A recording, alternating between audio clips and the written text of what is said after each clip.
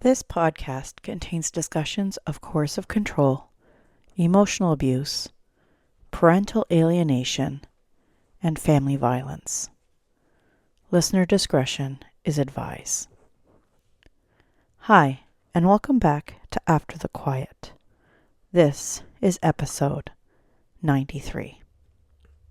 When I finally left, I thought the hardest part was over. For years, I had lived with the threats. Threats about what would happen if I ever walked away. He would say things like, "If you ever leave me, I'll make sure everyone turns against you. I'll ruin you financially.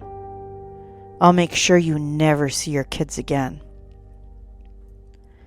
At the time, I didn't know whether to believe him. I wanted to think they were just angry words. But almost immediately after I left, those threats became actions. Today, I want to talk about something called a smear campaign. If you've never experienced one, it can be difficult to understand. A smear campaign isn't just someone saying mean things about you. It's a deliberate attempt to destroy your reputation, isolate you from your support system, and rewrite the story before you ever have a chance to tell your side. It's another form of coercive control. Only this time, it happens after you've escaped. One of the first things he did was begin telling people that I had been having multiple affairs. Not one affair, multiple. According to him, I was sleeping with coworkers, neighbors, pretty much anyone he could think of. There was absolutely no truth to any of it. But the goal wasn't truth. The goal was to create doubt. He told his family. Ironically, the very family he believed would turn against him if I left. He contacted neighbors, friends, many of whom had become my friends over the year too. He told anyone who would listen. And perhaps the most painful part, he told our children. Imagine being 12 years old and hearing your father tell you that your mother had been cheating on him with multiple people. My middle son was only 12. Not only was he told these stories, he became convinced that I didn't want him anymore. Why? Because on the day I left, I had left the house with only my 6-year-old daughter. That wasn't because I loved my sons any less. It wasn't because I had chosen one child over the others. It was because I had reached my breaking point unexpectedly that morning.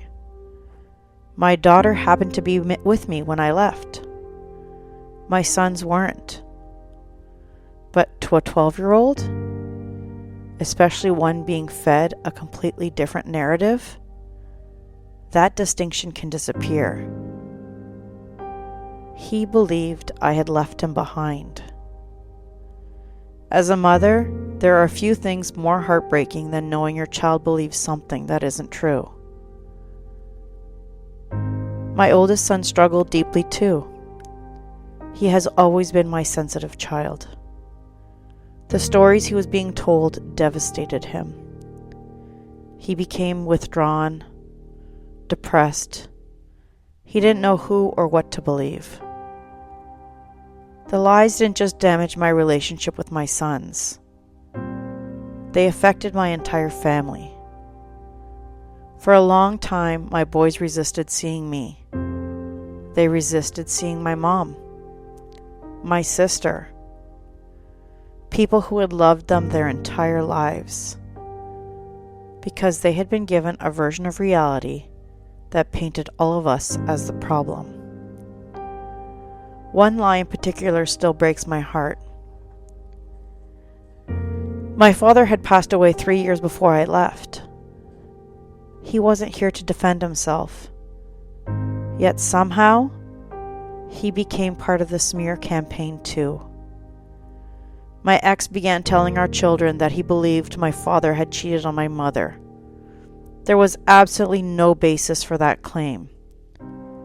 It simply became another way to attack my family. The saddest part wasn't even the lie itself. It was hearing my 6-year-old daughter innocently repeat it to my mother. She didn't understand what the words meant. She didn't understand why Grandma suddenly looked so hurt. She was simply repeating something she had been told. That's what makes children so vulnerable. They trust the adults around them. They don't have the life experience to recognize manipulation. They simply absorb it. One of the most disturbing things about smear campaigns is that they often recruit children into conflicts they should never have to carry. Children should never be responsible for choosing sides. They should never be burned with adult accusations. They deserve the freedom to love both parents without feeling guilty. Thankfully, his campaign wasn't successful with everyone. Many of our friends noticed the inconsistencies. His stories didn't add up. Different people were hearing different versions. The timelines didn't make sense. The accusations didn't fit the person they knew. The people who truly knew me trusted what years of knowing me had already shown them. For that, I will always be grateful.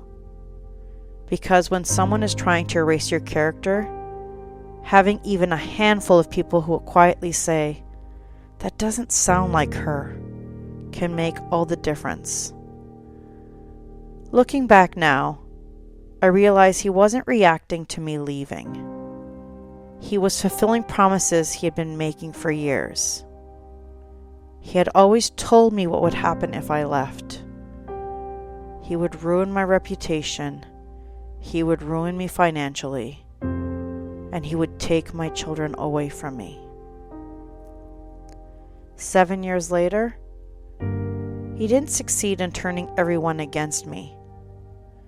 But he has succeeded in damaging my relationship with my children. And he continues trying to ruin me financially. The abuse didn't end when I walked out the front door. It simply changed shape. That's why this podcast is changing too. From this point forward, many of these episodes will focus on what happened after separation. Because leaving an abusive relationship isn't always the end of the story. Sometimes it's the beginning of a different kind of abuse.